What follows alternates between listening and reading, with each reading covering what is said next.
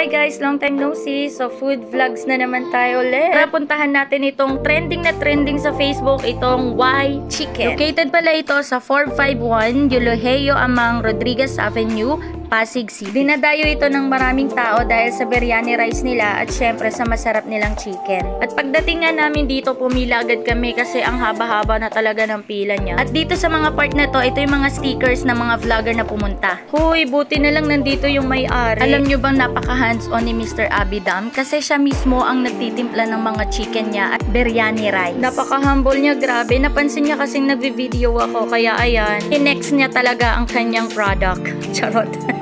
Nga pala guys, open itong store nila from 10 AM to 6 PM. Pero as of now, close na daw sila ng 5 PM kasi sobrang daming bumibili talaga. And first come first serve pala sila ngayon guys. Ay grabe, wala talagang tigil ang pagdagdag ng pila oh. By the way guys, for takeout lang ang available nila, wala silang dine-in. Check talaga, napakabango ng chicken. Ang sarap-sarap kainin na, lalo na yung biryani rice. Excited na ako. Ano kaya yung binudbud ni sir?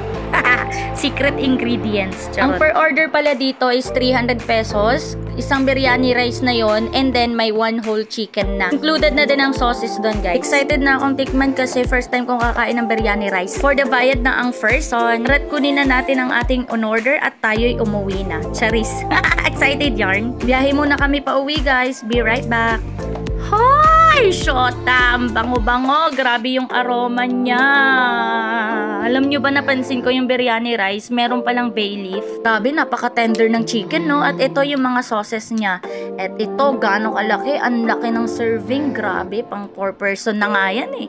At ito na nga, tinikman na ni Papa Kikel. Oh. Uy, pasado sa kanya, oh. Diba? At itong sauce, halo-halo lang. Kakaiba din yung lasa niyan, guys. Eto guys, ang sarap niya, promise. Parang kumain ako sa ibang bansa. Lagyan ko siya ng sauce. Nakakaiba yung lasa. Hindi talaga siya malalasahan sa dito sa Pinas. Tsaka yung biryani rice, may kasama siyang raisins, tapos itong ano to, bay leaf, yan. Kaya ang sarap, siya, ano ba yung bagong panlasa? Ang sarap, promise. Yung biryani rice, grabe flavor, tsaka ng chicken. Sarap.